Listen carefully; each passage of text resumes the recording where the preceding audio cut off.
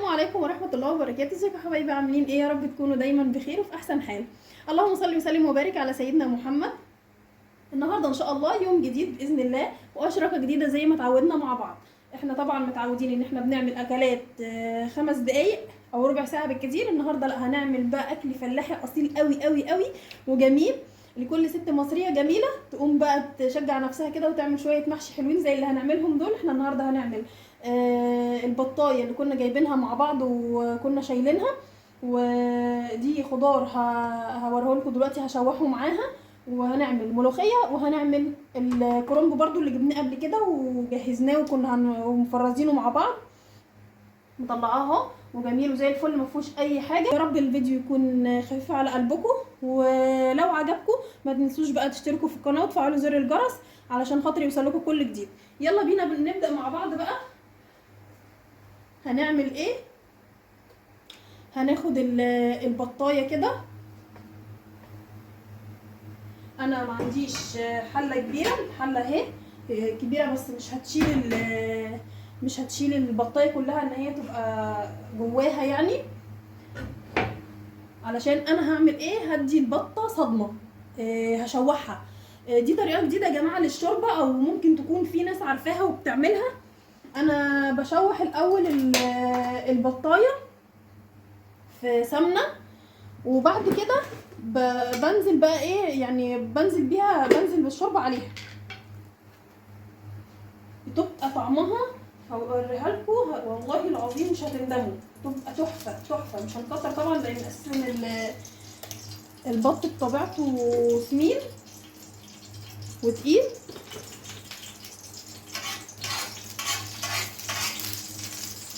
يلا يا ستات يا حلوات يا امارات، قوموا بقى تشجعوا كده معايا، وقبل ما تقوموا بقى اشتركوا ايه؟ اشتركوا في القناه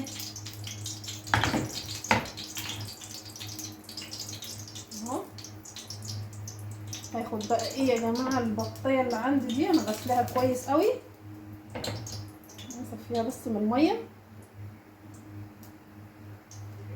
وانزل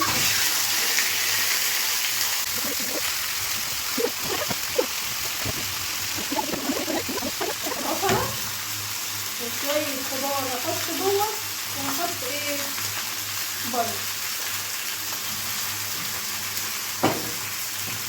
هحوش معاها يدي طعم تحفه يا جماعه.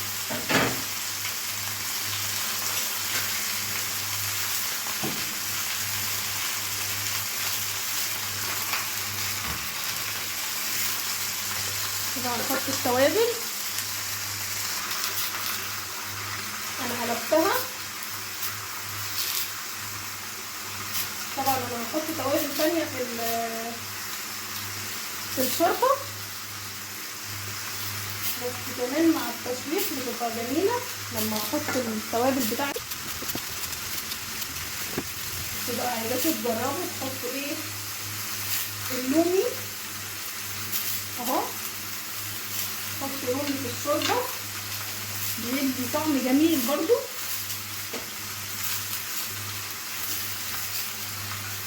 انا عندي الحله اهي هنقل فيها البطايه، وهزود بقى عليها ايه؟ هزود الشوربه. يكون عندي ميه سخنه كده، هي بس بحاول يعني اديها ايه طعم التشويحه بس، دي بتدي بقى جمال في الشوربه.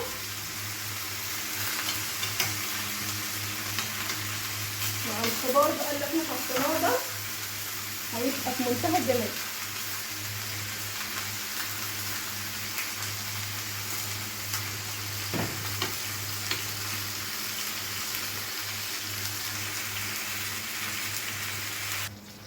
يا جماعه انا حطيتها اهو في الحله،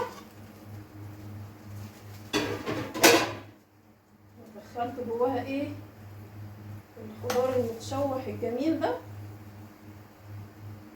اهو.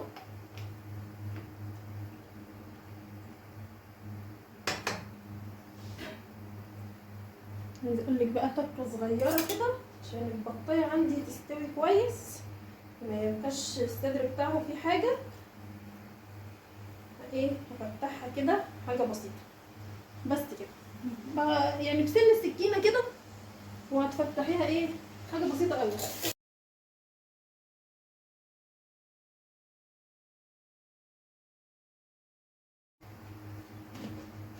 احط ايه الطماطم اللي عندي اللي انا ضرباها،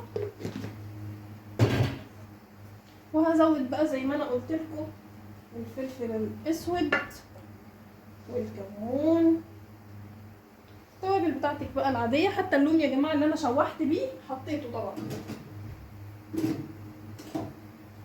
اللومي انا بحب احطه قوي في الشوربه، احط كمان كزبره.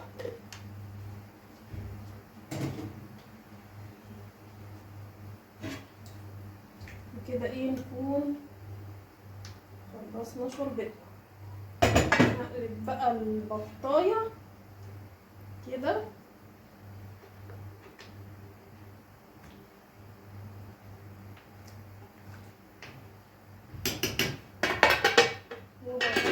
اغطيها بقى كويس، وهسيبها كده ايه تستوي بقى براحتها على ما اعمل الخلطه بتاعه المحشي. وانا كده حطيت السمنه اهي. عايزه بقى المحشي بتاعي يطلع رز مفلفل كده وبيلمع، حطي شويه زيت مع السمنه هيبقى جميل، وهتلاقيه ليه لمعه كده زي اللي بنشوفه في التلفزيونات واحسن كمان. نفرط البصل كده صغير،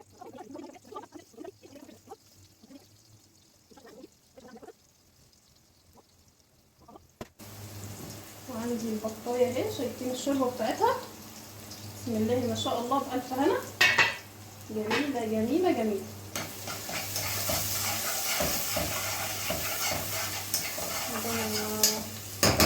زي ما قلت لكم قبل كده انا بس يا دوب بشوح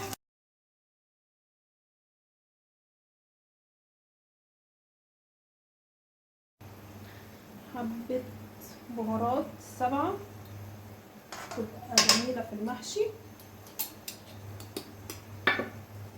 يلا كل واحده بتتفرج عليا كده تحط لايك وشير وتشترك في القناه عشان تشجعوني ويوصلكوا كل جديد. طبعا هحط شويه ملح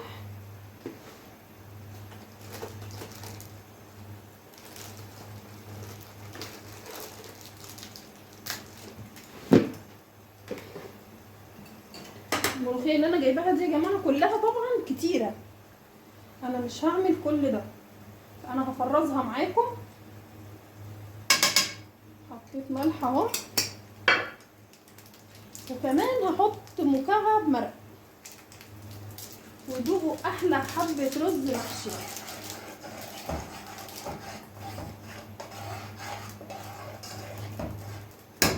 بس كده خلاص، هسيبها بقى ايه لما تتسبك خالص وبعدين هننزل الرز. وكده البطه عندي اهي بسم الله ما شاء الله لسه برضو بتغلي. يلا نشوف بقى الصلصه بتاعه المحشي اهي بقت جاهزه عندي.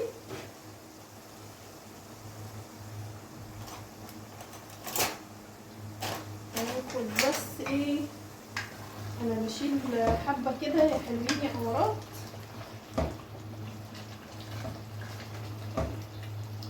باخد حبه من الصلصه دي عشان بحطها على الوش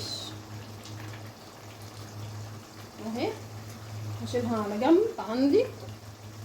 وكده ايه الصلصه اهي خلاص جاهزه بسم الله ما شاء الله عليها، جميله والله يا جماعه.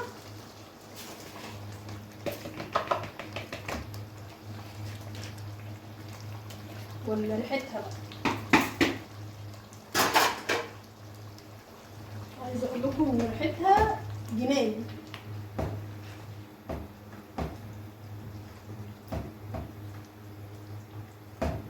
اهي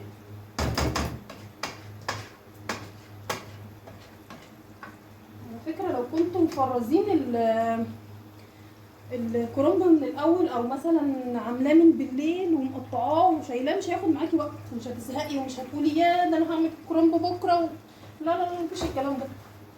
انت لو قسمتي يومك، لو انا فاضيه دلوقتي طب اقوم اسلق الكرنبه واشيلها، طب ممكن اعمل الصلصه بتاعتها كمان واشيلها، هاجي بقى باذن الله تاني يوم هلاقي نفسي شويه رز على شويه خضره على شويه الصلصه اللي انا عاملاها، الكرنبه بتاعتي خلصت. هعمل كل شويه. كمان يا جماعه الصحيان بدري مفيد جدا وجميل، وبتاخدي اليوم من اوله كده، بركه ربنا في اليوم تبقى حلوه قوي كده. انا هقلب البطايه، انا سبتها كتير هنا، بصوا شايفينها، شايفين بقى شويه الشوربه اللي انا بحكي عليهم دول، بصوا بصوا بصوا، سلام يا سلام، ده سحر ولا شعوذه. شويه شوربه ريحتهم تجنن، البوتاجاز اتبهدل بس معلش، كل يوم علشان ايه؟ عيون البطايه. كده خلاص انا قررت انزل الرز.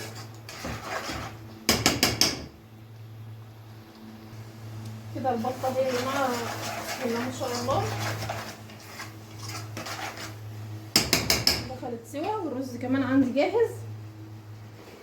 انا كده خلصت، هحط بس ايه، لان البطه بتاعتي دخلت في السوا، فهحط الملح بتاعي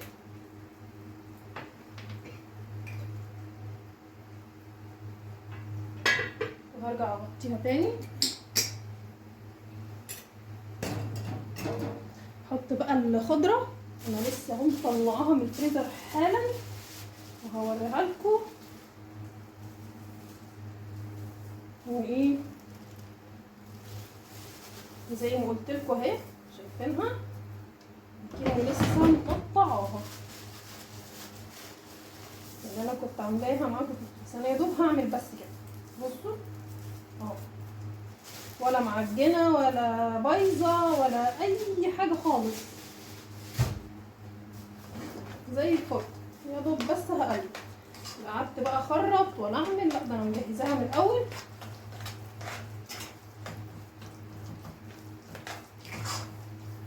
اهي احط كمان حبه كلهم. الشنطه طبعا نظيفه عشان ايه لو حد قال الشنطه لا.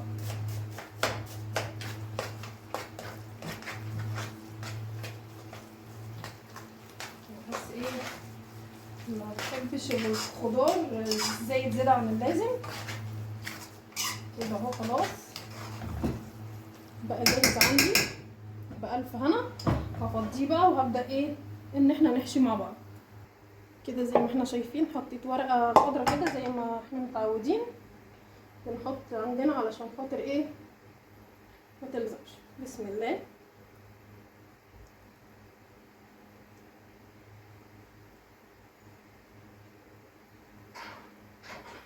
كده احلى صباع تاكلوه.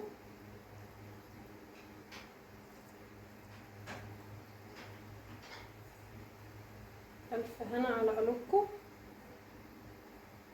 انا هكمل الكميه بقى وهوريكم في الاخر. خليكم معايا للاخر واتفرجوا على اخر الفيديو عشان الملوخيه دي يا جماعه هعملها لكم مفاجاه وطريقه مختلفه، مش هنخرطها بالمخرطه. كده يا جماعه انا خلصت المحشي اهو، حشيته كله بسم الله ما شاء الله. الصلصه بقى اللي انا قلت لكم هشيلها اهي، اوزعها كده. طلعت البطه حطيتها في الفرن، دهنتها وحطيتها في الفرن. ودلوقتي هسقي بقى المحشي زي ما انتم شايفين كده اهو. بسم الله. شويه شوربه. عايزه اقول لكم انا كنت هعمل محشي اكتر من كده، بس عيالي رجعوا من المدرسه بسم الله ما شاء الله بالهنا والشفا، يعني عجبهم طعم الرز كله يسالوا لي عليه. هنحط بقى احنا كمان الملوخيه عشان نعمل كده ملوخيه. حبه الصلصه بقى اللي من فوق دول يدوا طعم رهيب. اول ما يتشرب خالص كده ويبدا يدخل في السوا،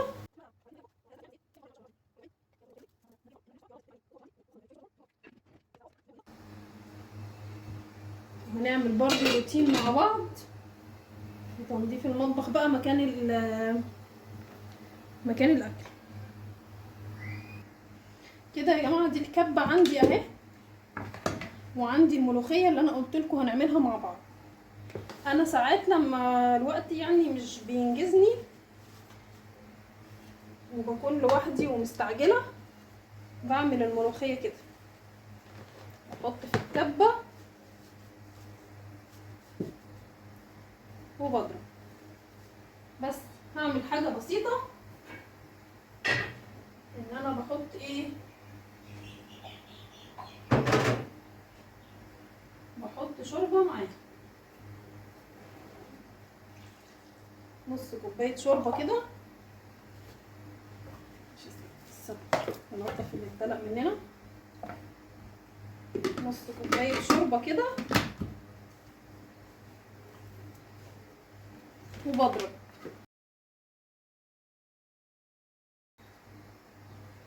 اجيب معلقه، في حد هيقول لي بتبقى وحشه، هتبقى طعمها وحش، والله العظيم يا جماعه بعملها كده وبتطلع في منتهى الروعه.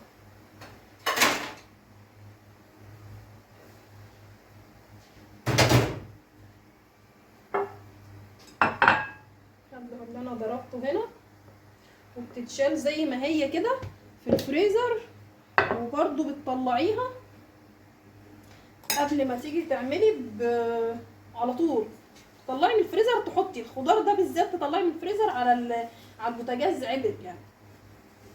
هعمل كل الكميه زي ما انا عملت كده، هحط الملوخيه ونص كوبايه شوربه كده، وبرده هضرب تاني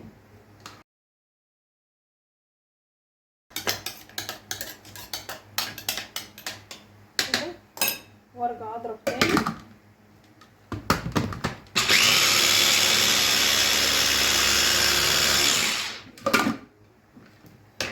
الكبه دي جميله بتسعفني في حاجات كتير.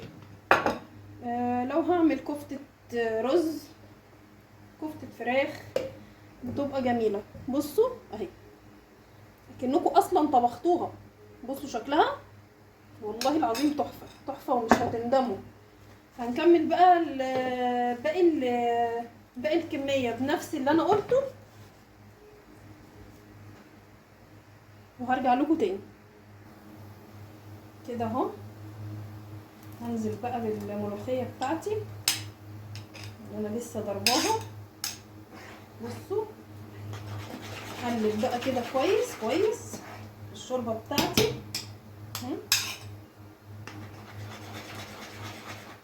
حسب ما انت بتحبيها، بتحبيها تقيله، بتحبيها خفيفه.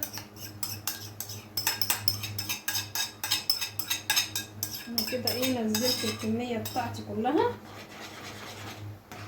اهي، بصوا ولونها اخضر زي ما انتم شايفينها وجميله.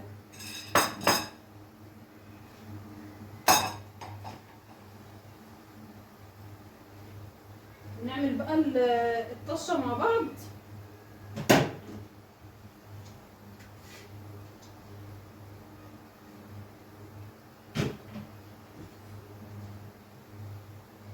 اهي هتغلي دلوقتي غلوتين كده، وعندي كمان المحشي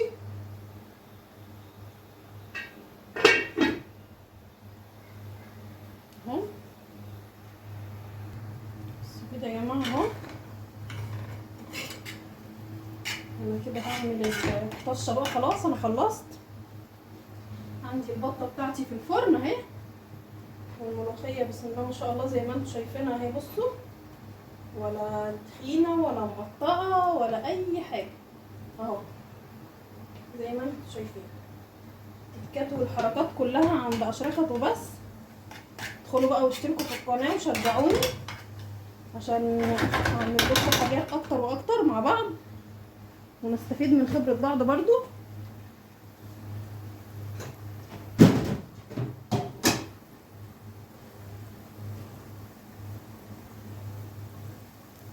والمحشي بتاعي اهو. يا سلام يا سلام على الريحه.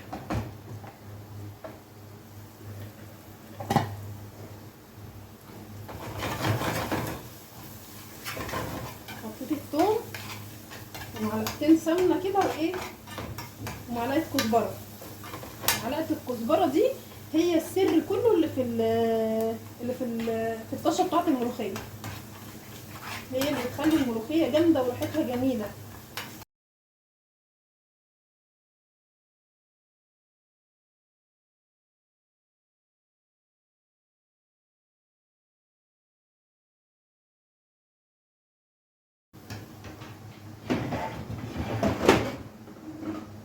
كده اهو ننزل بالطشه.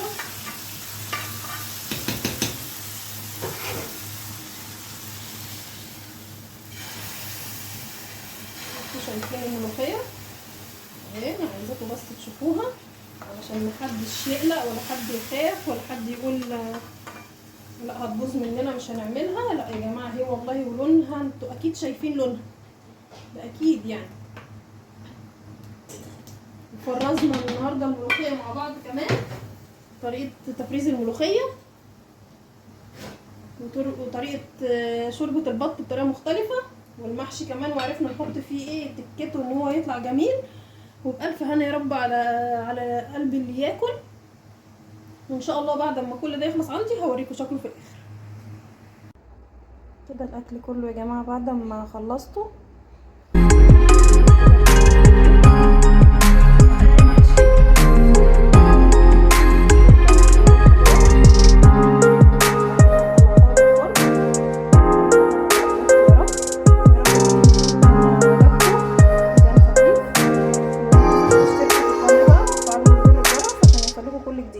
والسلام عليكم ورحمه الله وبركاته.